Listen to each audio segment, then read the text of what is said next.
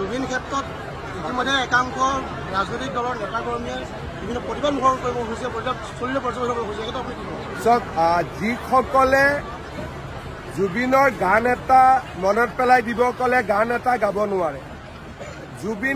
জুবিনৰ কোনোদিনা ফাংচনতো অহা নাছিলে। তেনেকুৱা এচাম মানুহক কংগ্ৰেছ অখিল গগৈয়ে সমাধিস্থললৈ লৈ আহে। তাৰ ফলত প্ৰকৃত অনুৰাগীসকলে তাত প্ৰৱেশ কৰাত কষ্ট পায়। আজি বিশেষকৈ মিয়া সমাজৰ এচাম মানুহে অযথা গধূলি তেওঁলোকে জুবিনৰ সমাধিত আহি জুবিনক কষ্ট দিয়া কামটো কৰি থাকে। কাৰণ জুবিনৰ যদি হুৰ হুৰ হুৰাই দিয়ে গানটো মনত পেলায়, বা জুবিনৰ যদি ইণ্টাৰভিউটো আপোনালোকে দেখিব তেওঁ কিমান দুখ কৰিছিল যে অসমত কিমান মিয়া সোমালে বুলি। আজি কংগ্ৰেছে জুবিনক ৰাজনৈতিক উদ্দেশ্যত ব্যৱহাৰ কৰিব খুজিছে। বিজেপিয়ে প্ৰতিটো পদক্ষেপতে জুবিনে যাতে প্ৰকৃত সন্মান পায় তাৰ বাবে চেষ্টা কৰিছে। এপ্ৰিলত ইলেকশ্যন হৈ যোৱাৰ পিছত ডুপ্লিকেট জুবিনৰ অনুৰাগীবিলাক নোহোৱা হৈ যাব। এই যিটো কাম চলি আছে অকল ইলেকশ্যনৰ কাৰণে, যিদিনাখনে ইলেকশ্যন শেষ হ'ব ডুপ্লিকেট অনুৰাগীবিলাক নোহোৱা হ'ব আৰু প্ৰকৃত অনুৰাগীবিলাক সদায়ৰ কাৰণে থাকি যাব। যেনেকৈ ভূপেন হাজৰিকাৰ লগত আছে, জ্যোতিপ্ৰসাদ বিষ্ণু ৰাভাৰ লগত আছে, তেনেকৈ জুবিন গাৰ্গৰ লগতো থাকি যাব। ইলেকশ্যনলৈকে ডুপ্লিকেটবিলাক থাকিবই। আপুনি ৰখাব গ'লে আৰু তেওঁলোকে বেছিকৈ জুবিনৰ সমৰ্থক হৈ পৰে। যদি আপোনালোকে তেওঁক সোধে জুবিনৰ গান এটা গাচোন, নাম এটা কচোন, একো ক'ব নোৱাৰে।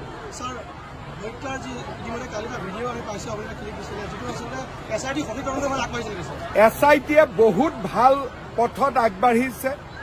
বহুত ভাল তথ্য, বিস্ফোৰক তথ্য আমাৰ হাতত পৰিছে। আৰু মই ভাবোঁ যে 10 ডিচেম্বৰৰ ভিতৰত 17 তাৰিখে লাষ্ট ডেট, তাৰ আগতে মই 10 বুলিয়ে মনত ভাবি থৈছোঁ। জুবিনৰ ঘটনাক সম্পূৰ্ণ ৰাইজৰ সন্মুখলৈ আমি আনিব পাৰিম। ক'ৰবাত অসমৰ ৰাইজ আচৰিতো হ'ব, অলপ দুখো পাব, কষ্টও পাব, লগতে খঙো উঠিব। গতিকে মই ভাবোঁ যে 10 তাৰিখৰ ভিতৰত, 17 তাৰিখ লাষ্ট ডেট, 10 ডিচেম্বৰৰ ভিতৰত জুবিনক ন্যায় দিয়াৰ যিটো আচল পদক্ষেপ SIT চাৰ্জশ্বিট তাক আমি দাখিল কৰিম। আৰু ৰাইজে এক প্ৰকাৰ ক'ব গ'লে বহু বছৰ জুৰি জুবিনৰ লগত হৈ থকা বহুত দুখ আৰু বেদনা ভৰা কাহিনী গম পাব। 100%। হিমন্ত বিশ্ব শৰ্মাই যদি কিবা এটা কাম হাতত লয় তাক চেচ নোহোৱালৈকে মই নেৰোঁ। যিবিলাকে চিঞৰি জুবিনৰ ন্যায় বিচাৰি আছে, আৰু মই দিনে ৰাতিয়ে নোখোৱাকৈ কষ্ট কৰি আছোঁ যাতে জুবিনে ন্যায় পাব পাৰে। SIT-ৰ মেম্বাৰবিলাকে কষ্ট কৰি আছে, পুলিচে কষ্ট কৰি আছে। কাৰণ আমি অসমীয়া মানুহবোৰ হ'লো জুবিনৰ প্ৰকৃত অনুৰাগী, আৰু সেইকাৰণে জুবিনক ন্যায় দিয়াটো আমাৰ দায়িত্ব। আৰু সেই দায়িত্ব আমি নিষ্ঠা আৰু সততাৰে সৈতে আমি পালন কৰিম। আমি যোৱাকালি ছিংগাপুৰ পুলিচৰ পৰা আমাৰ মিউচুৱেল লিগেল এছিষ্টেঞ্চ ৰিকুৱেষ্ট যিখিনি পঠিয়াইছিলোঁ তাৰ ভিতৰত আমি এটা ভাল পজিটিভ ৰেছপন্স পাইছোঁ। আৰু তেওঁলোকে আমাৰ ৰিকুৱেষ্ট মানি কিছুমান তথ্য আমাক দিছে। যেনেকৈ তেওঁলোকে যিটো টক্সিক'লজি এক্সামিনেশ্যন কৰিছিলে সেই টক্সিক'লজি এক্সামিনেশ্যনৰ ৰিপৰ্ট পাইছোঁ। আমি পষ্টমৰ্টম ৰিপৰ্টৰ ফাইনেল তেওঁলোকৰ অপিনিয়নটো পাইছোঁ। আৰু ইয়াৰ লগে লগে আমি Singapore port and marine authority যিটো আছে তেওঁলোকৰ পৰা কিছুমান তথ্য বিচাৰিছিলোঁ, ডকুমেণ্ট বিচাৰিছিলোঁ, সেইখিনিও আমি পাইছোঁ।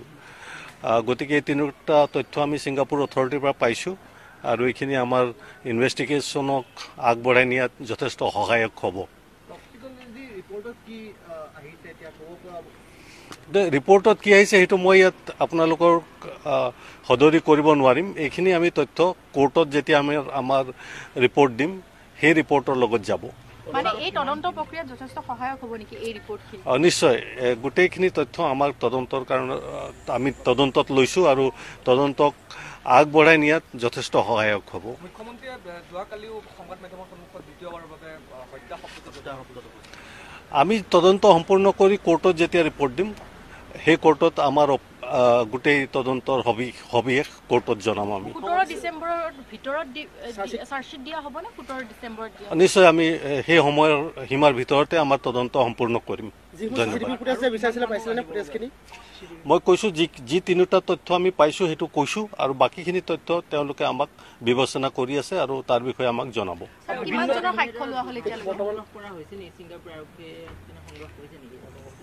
ভাষ্য তেওঁলোকৰ তদন্তত তেওঁলোকে ইতিমধ্যে অংগ কৰিছে, আমাৰ তদন্তৰ কাৰণে তেওঁলোকে সেইটো আমাক জনাব। তেওঁলোকে সেইটো ছিংগাপুৰৰ আইন মতে তেওঁলোকে তদন্ত ভাষ্য গ্ৰহণ কৰি যথাসময়ত আমাক দিব। অসমত ইতিমধ্যে বিভিন্ন বিহু সমিতিক আমন্ত্ৰণ জনাইছে আৰু কেইবাগৰাকী ব্যক্তিক এতিয়ালৈকে মাতি আছে, তেওঁলোকৰ পৰা কেনেকুৱা ধৰণৰ তথ্য? তদন্তৰ কাৰণে যিসকল লোকৰ ভাষ্য লাগে আমি সকলোকে মাতিছোঁ আৰু তেওঁলোকৰ ভাষ্য লৈ থকা হৈছে। দৰকাৰ হ'লে আমি মাতিম, যাক যাক আমি তদন্তৰ ক্ষেত্ৰত আমাক যাৰ যাৰ পাইছোঁ তেওঁলোকক আমি মাতি আছোঁ। আমাৰ অলমষ্ট 100 পাৰ হৈছে। আজি ঋষিৰাজ বৰকটকী নামৰ এজন ব্যৱসায়িক মতা হৈছে। ঋষিৰাজ বৰকটকী জুবিন গাৰ্গৰ লগত কোনো সম্পৰ্ক নাই বুলি তেওঁ উল্লেখ কৰিছে। চিয়াম কানুৰ গোচৰটোতে তেওঁক তলব কৰা হৈছে নেকি ছাৰ? আমি বিভিন্নজনক মাতিছোঁ, কোনে কি কথা কৈছে সেইটো মই এতিয়া আপোনালোকক কোৱাটো উচিত নহ'ব। ধন্যবাদ। স্যাৰ ৰাইজে যেহেতু জুবিন গাৰ্গৰ মৃত্যুৰ ৰহস্যটো ভেদোৱাৰ কথা বাৰে বাৰে বিচাৰি আছে, কালি মুখ্যমন্ত্ৰীয়ে দ্বিতীয়বাৰৰ বাবে প্ৰকাৰান্তৰে ক'লে যে এইটো হত্যা বুলিয়ে ক'লে, এই কথাটো কিমান মানে সত্য? আমি তদন্ত কৰি আছোঁ আৰু সময়মতে তদন্ত শেষ কৰি আমি কোৰ্টত জনাম সকলো তথ্য। নাম মই ইতিমধ্যে কৈছোঁ, যাক যাক দৰকাৰ আছে ইনভেষ্টিগেশ্যনত আমাৰ ইনভেষ্টিগেটিং টিমে মাতে আৰু সেইমতে মতা হৈছে, গম পাব।